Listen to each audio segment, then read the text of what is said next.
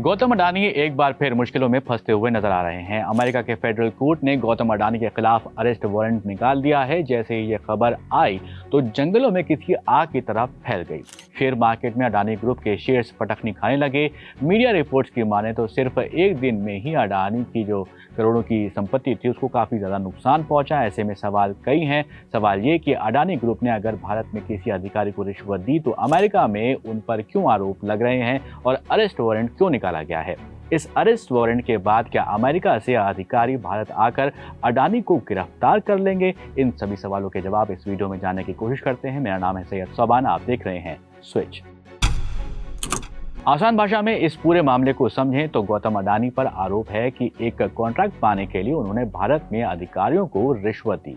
इस मामले में अमेरिका की फेडरल कोर्ट ने उनके खिलाफ अरेस्ट वारंट जारी कर दिया। अब ये हुआ कैसे? तो भारत में जैसे चार्जशीट होती है वैसे ही अमेरिका में होता है इंडाइटमेंट। तो अमेरिका में गौतम अडानी, उनके भतीजे सागर अडानी समेत 8 लोगों पर आरोप लगाए जाते हैं और इंडाइटमेंट जो है वो कोर्ट में दाखिल कर दिया जाता है।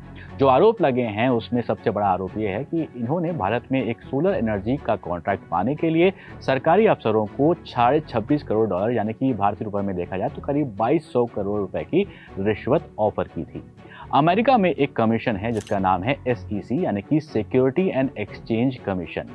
इसका ये आरोप है कि अडानी और उनके जो भी सहयोगी हैं उन्होंने भारत में अधिकारियों को कथित रूप से रिश्वत इसलिए दी थी क्योंकि उन्हें इस प्रोजेक्ट से अगले 20 साल में करीब $2 अरब यानी लगभग 17,000 करोड़ रुपए का प्रॉफिट होने का अनुमान था। अब आपके मन में ये सवाल होगा कि जब सब कुछ भारत में हो रहा है, इससे जुड़ा हुआ है, भारत से जुड़ा हुआ है, तो अमेरिका को इससे क्या परेशानी?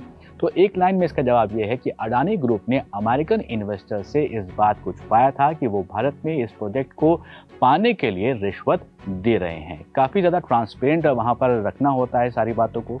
दरअसल ये मामला अडानी ग्रीन एनर्जी और अज्योर पावर से रिलेटेड है। कोर्ट में जो चार्जशीट यानी कि इंडाइटमेंट दाखिल किया गया है उसके हिसाब से इन दोनों कंपनियों को SECI यानी कि solar energy corporation of India को 12 गीगावाट बिजली सप्लाई करनी थी। ये SECI सरकारी कंपनी है, इसलिए मामला सरकारी अधिकारियों से भी जुड़ा हुआ है। तो 12 गीगावाट में अडानी ग्रीन एनर्जी को 8 गीगावाट और अज्योर पावर को 4 गीगावाट बिजली सप्लाई करनी थी। अब जो SECI है उसको ये बिजली देश में जो भी पावर कंपनीज हैं उनको बेचना था, लेकिन कोई भी खरीदार मिल नहीं रहा था। तो आरोप ये लगता है कि अलग अलग राज्यों में अडानी और उसके जो सहयोगी हैं उन्होंने सरकारी अधिकारियों को रिश्वत दी कि SECI से वो बिजली खरीदें। इसमें मुख्य रूप से आंध्र प्रदेश, छत्तीसगढ़, तमिलनाडु और जम्मू कश्मीर राज्य शामिल हैं, जहां पर उनकी जो बिजली कंपनी है वो शामिल है। ये जो सारे समझौते थे वो दिसंबर 2021 से फरवरी 2022 के बीच के थे और इन्वेस्टिगेशन का मामला न्यूयॉर्क कोर्ट में इसी साल अक्टूबर के महीने में पहुंचा था। अब न्यूयॉर्क का कोर्ट ने इस मामले में जिसको आरोपी बनाया है उसमें गौतम अडानी, सागर आर अडानी जिनके भतीजे हैं, विनीत एस जैन, रंजीत गुप्ता, रुपेश अग्रवाल, सिरिल कैबानिस, सौरभ अग्रवाल और दीपक मल्होत्रा शामिल हैं। तो ये कुल 8 लोग हैं। यहाँ कथित रिश्वत देने के 2 मामले हैं। एक की जांच FBI कर रही है और दूसरे की जांच सिक्योरिटी एक्सचेंज कमीशन कर रही है। अब सवाल ये आता है कि इस मामले में आगे क्या होगा? क्या अडानी और उनके सहयोगियों को गिरफ्तार कर लिया जाएगा?